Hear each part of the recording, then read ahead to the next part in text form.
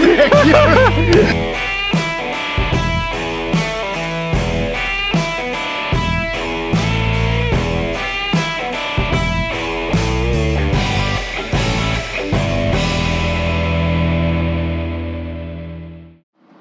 la gang, j'espère que vous allez bien. Vous vous souvenez, la semaine dernière, dans l'émission où on a fait l'excavation, on a découvert des gros cailloux qu'il fallait faire exploser. Alors, cette semaine, nous sommes avec les entreprises Michel Beaupier.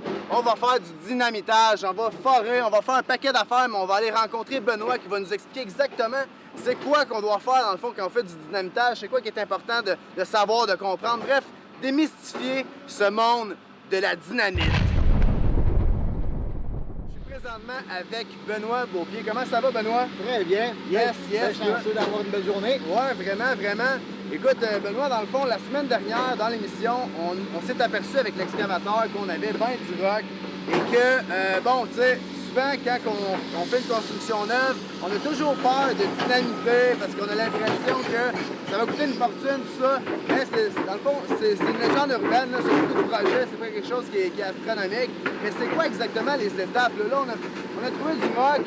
Il y a une pelle qui travaille en ce moment là, que j'ai engagé ce matin pour déplacer une coupe de cailloux. Mais c'est quoi les étapes qu'il faut faire? C'est quoi qu'il faut franchir comme étape là, quand on fait ça?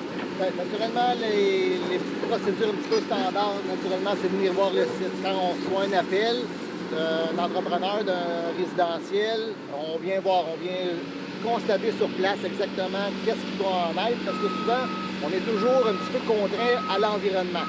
On voit ici, on a des fils électriques, on a des maisons existantes, on a la rue, toutes des choses qui, en termes, pour nous, c'est quand même assez important. C'est pas comme dynamiter en plein champ, en pleine situation idéale. On est toujours contraint par des choses. Ici, ben, je suis venu voir la semaine dernière, on est venu constater, visualiser, on a pris des mesures. J'étais en mesure de donner un petit cue à qu'est-ce que ça pouvait valoir. Naturellement, on vient voir les conditions rocheuses, la profondeur, les dimensions, tout est relatif un peu dans notre domaine. Tantôt, on va être plus sur place, on va voir un petit peu les dimensionnements. Ici, c'est pour un bâtiment, c'est pour une maison. Les travaux qu'on peut faire autres, ici, ça peut être pour de la route, pour des égouts aqueducs, tracer le chemin pour un égout aqueduc.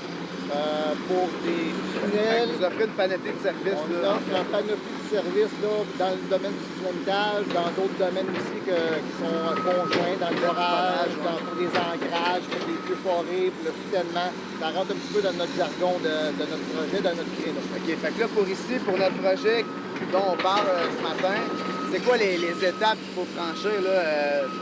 En premier lieu, c'est ça. Là, on est venu avec une foreuse. On est venu quelques de jours avant venir forer la zone à dynamiter. Donc, on a présentement plusieurs trous de près. On a une cinquantaine de trous qui sont prêts à dynamiter, de profondeur de 5-6 pieds. Et puis, tantôt, la première étape était naturellement de forer. On établit un patron de forage qui, après ça, va s'en aller vers un patron de dynamitage. On verra peut-être tantôt un petit peu plus en détail. C'est comme une couturière, un peu. Comme une couturière, c'est ça. Un va passer en l'autre, ça prend la machine à coudre puis le fil à coudre. Les trous sont prêts tantôt. Là, on attend éventuellement les tapis à dynamite qui vont arriver incessamment. Ça sert à... Ça, on va abrier le dynamitage avec ça. On va minimiser les éclats. Les projections, naturellement, à cause des fils, de la maison. Donc, on va prendre une certaine zone. On ne prendra pas toute la zone au grand complet.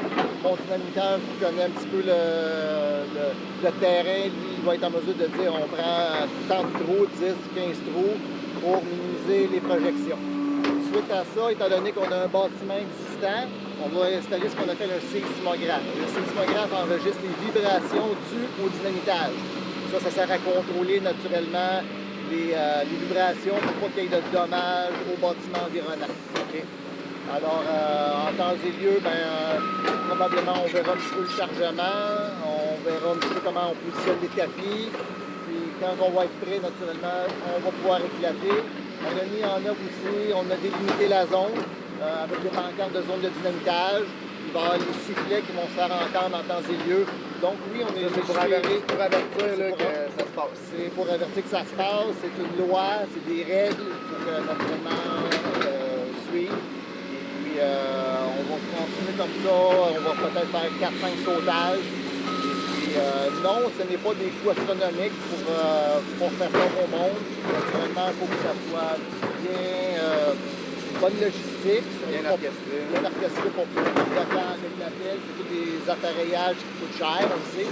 Quand il y a une bonne logistique, c'est bien planifié, je pense qu'il y a moyen de rentrer dans des coûts abordables. Good. Puis question comme ça, les entreprises Michel Beaupied, ça fait combien de temps que ça existe? Nous, écoute, c'est quand même plusieurs générations. Moi, je suis à la 4e génération. Quand même. J'ai mon fils qui est la 5e.